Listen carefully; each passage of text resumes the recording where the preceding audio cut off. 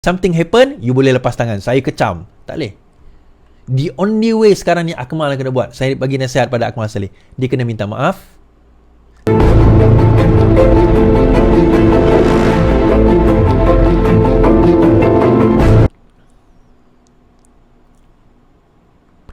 Alright, KK Mat diserang, polis Pahang sudah rakam keterangan 4 saksi.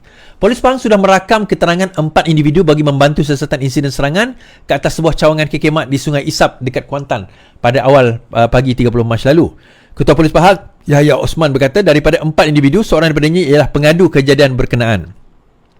Tambah Yahya, pihaknya juga meneliti rakaman CCTV dari premis sekitar Sebaneka dan melengkapkan siasatan.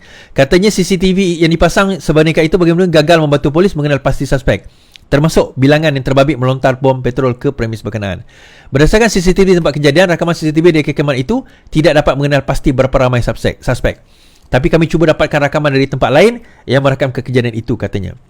Yahya juga memaklumkan arahan sudah dikeluarkan bagi meningkatkan rayaan lokasi menempatkan premis milik KK Mat. Katanya terdapat 15 cawangan KK Mat di seluruh Pahang, termasuk di Kuantan dan Bentong. Pihak pengurusan KK Mat juga menambah ciri keselamatan di mana menambah CCTV seperti yang polis cadangkan. Ketika ditanya sama ada serangan di Kuantan mempunyai kaitan dengan insiden serupa di Ipoh dan Jalan Satok Sarawak, Yahya memberitahu buat masa ini siasatan dijalankan di peringkat negeri terlebih dahulu. Kami tidak menolak kemungkinan ada kaitan, tetapi polis tetap lakukan siasatan untuk peringkat Pahang. Apabila kami dapat maklumat lanjut, barulah kita boleh buat andaian sama ada mempunyai kaitan dengan kejadian di luar Pahang, katanya. So, dalam masa yang sama, tuan-tuan, hari ini, semalam hari ini, satu berita yang sama juga berlaku di Bandar Kuching. Okay, telah berlaku di Bandar Kuching di mana Molotov cocktail atau bom petrol telah dilemparkan di sebuah KK Mat di Bandar Kuching di Jalan Satok, di bawah parlimen saya. Di bawah parlimen saya. Saya tahu KK Mat ni kat ni. Okey, dan di bawah juga parlimen timbalan Perdana Menteri YB Fadilah. KK Mat Kuching dibaling Molotov cocktail. Satu lagi kejadian membaling Molotov cocktail berlaku di KK Mat Cawangan Kuching, Sarawak, menjadikan insiden ketiga melibatkan kedai Sebaneka tersebut. Ketua Polis Daerah Kuching berkata insiden berlaku pada Ahad dan polis menerima laporan dari pekerja terbabit. Kejadian kebakaran kotak mengandungi air minuman di kaki 5 Sebaneka akibat dibaling menggunakan botol kaca berisi minyak tanah dan kain berwarna kuning, katanya.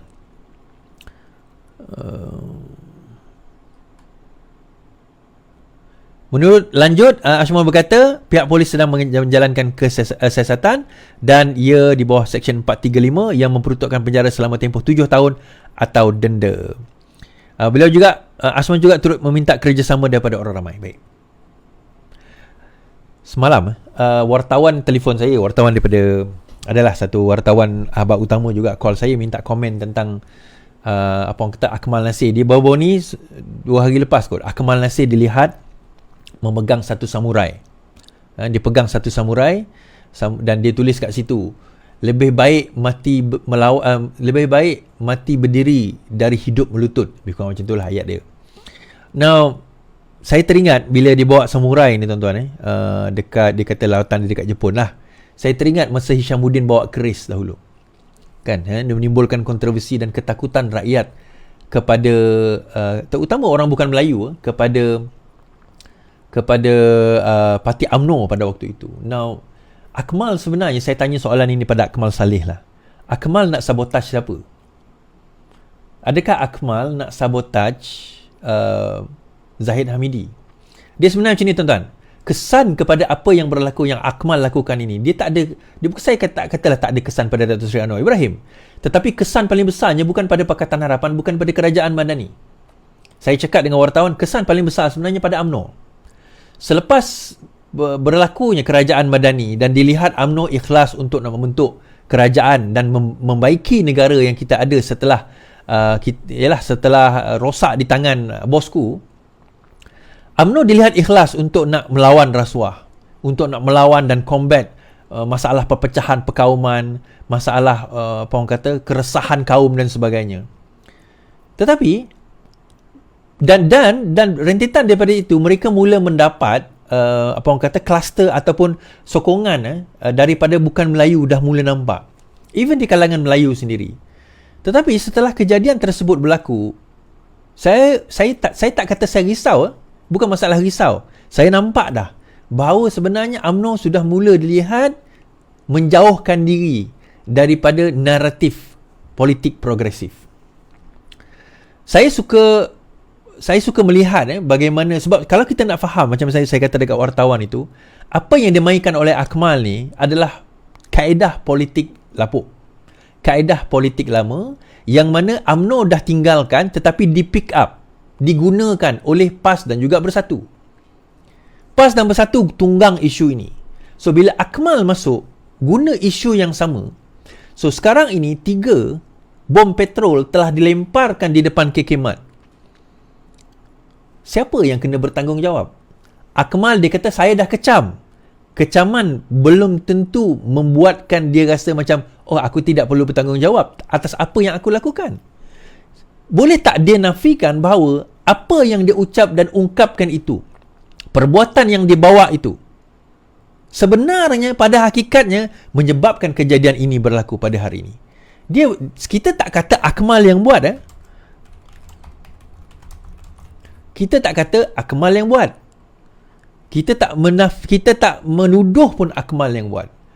Tetapi dalam masa yang sama, perbuatan tersebut berkemungkinan memotivasikan ketiga-tiga kejadian ini berlaku secara berasingan. Ini mungkin kejadian yang tidak dirancang. But, tuan-tuan nampak tak betapa bijaknya PAS mengambil isu ini? Dia tahu sebenarnya dengan isu KK Mat ini, dia tak perlu buat apa-apa pun. Apa yang YB Akmal Saleh buat itu merosakkan UMNO daripada dalam tanpa perlu PAS buat apa-apa. Apa komen PAS tentang isu KK Mat? Semalam PAS mengatakan 2 hari lepas, PAS takkan terlibat boikot KK Mat, tuan-tuan. Ketua dan Ulama PAS Ahmad Yahya menjelaskan parti itu tidak akan terlibat dengan gerakan boikot rangkaian kedai Sabaneka KK Mat susulan kontroversi stokin tertera kalimah Allah. Now, kalau kita faham politik, apa yang PAS buat ini, dia dah reverse combo kan. UNO reverse kan apa yang UMNO buat. UMNO cuba nak mengambil kononnya, bukan UMNO lah. UMNO sebenarnya reject benda ni, tapi dia terpaksa sokong Akmal pada waktu itu. UMNO ambil pendirian kononnya dia nak jadi terpaling kepada orang Melayu. Dia nak jadi lebih tinggi daripada PAS dan juga apa orang kata Bersatu dalam membela orang Melayu dan Islam. Tetapi tanpa mereka sedari, isu yang mereka tunggang ini dia backfire. Isu ini dia backfire. Dan PAS mengambil kesempatan backfire tersebut dengan mengatakan, oh kami tak nak boikot. So sekarang ini di mata rakyat, Islam dan bukan Islam, Melayu dan bukan Melayu, siapa hero? Siapa jahat? Siapa villain? Siapa hero? Saya teringat ada seorang kawan saya, dia kata, politik ni it's about creating hero and villain. Kita nak create hero dan juga orang jahat. That's what political perception is. Itulah kaedah persepsi politik. Macam mana kita nak create hero dan macam mana kita nak create orang jahat. Dan hero dan orang jahat ni, tuan-tuan, dia boleh berubah at any time. Dan hero dan orang jahat ni bukan ditentukan oleh parti. Kalau orang PKR, semua dia kata dia hero, semua lawan dia kata dia jahat. Orang PAS, dia akan kata dia hero, semua lawan dia akan kata villain, orang jahat. Hero dan orang jahat ni akan didecide oleh rakyat yang mermati, majoriti rakyat yang mermati yang menjadi pengundi. Siapa yang pandai tunggang hero dan siapa yang pandai gunakan villain, musuh, maka dia boleh menang race ini. You see, tuan-tuan, Kuala Kubu Baru tak lama lagi, 51%, 49% pengundi di Kuala Kubu Baru adalah bukan Melayu. 49%. That is very high tau. PRK Kuala Kubu Baru bulan April ni akan announce esok kot. Esok apa? Berkemungkinan akan ada announcement. 49% adalah bukan Melayu. You see what that PAS did? You see, di sini saya kata kematangan PAS bermain politik. Kami tidak akan boikot KK Mat. Dia kata apa? Terpulang. Kita dah serahkan kepada pihak berkuasa. You see? Saya nak kata, perkataan tu susah pula kan. Tapi, for me, Akmal ni masih terlalu muda untuk nak faham, rencam corak seni bermain politik. He is still too young, tuan-tuan. Semangat tu ada bagus, tetapi kaedah dia nak buat naratif tu, it's wrong. Satu kaedah yang sangat memakan diri. Dan yang akan kena ni, tuan-tuan, dia bukan isu Pakatan Harapan. Ialah, indirectly, kita tengok nanti keputusan di PRK Kuala Kubu Baru, whether this, perbuatan ini, akan efek atau tidak. Adakah bermakna kau nak tuduh yang baling botol tu orang-orang UMNO? Tak, saya tak kata macam tu, tuan-tuan. Saya tak kata macam tu. Kita tak tahu siapa yang baik. Mungkin juga orang biasa yang taksub dengan politik. Mungkin juga lawan kita, konon-kononnya dia nak timbulkan kekecauan. Mungkin. Itu semua cerita mungkin. But that is besides the point. Pointnya adalah, berlaku tak kerosakan? Kan saya dah kata awal-awal dahulu, belajarlah daripada orang yang dah lama makan garam. Bila kita muda dulu, bila orang kata, kami ni orang tua banyak makan garam, kita tak percaya, tuan-tuan. Bila saya dah tua ni, baru saya faham apa yang orang tua tu maksudkan. Kadang-kadang ada setengah-setengah benda kita kena sabar. Ada setengah-setengah benda kita boleh tunggang. Ada setengah-setengah benda kita kena tunggu. Ada setengah-setengah benda kita kena perhatikan dulu. Itu kaedah politik. Kita tak boleh jadi orang yang terpaling. Takut kita terlajak. Jadi bila kita terlajak, kita nak bawa senjata pergi cucuk musuh. The end of the day, yang kita cucuk rupanya belakang kawan kita sendiri. Tanpa sengaja. So macam mana? Things done. So kita tengoklah nanti keputusan dia bagaimana. Kan? Dan suka atau tidak, YB Akmal Saleh kena bertanggungjawab. Dia kena take responsibility dengan apa yang dia buat. Tuan-tuan, saya faham. Dia YB, dia ada kuasa, dia ada kedudukan, dia ada pangkat. Dalam masa yang sama, dia kena ambil lah responsibility. Sebab kata Spiderman kan, with great power comes great responsibility. Jangan anggap bila dah berada pada kedudukan yang tinggi, when something happen, you boleh lepas tangan. Saya kecam. Tak boleh.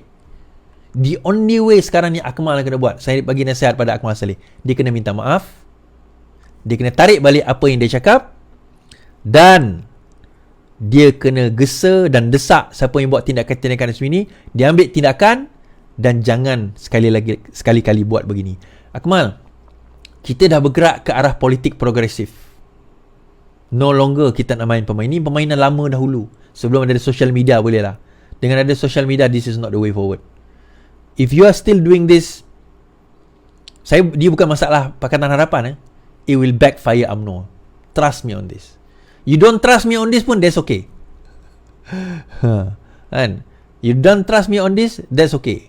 But what I'm telling you, apa yang saya nak katakan,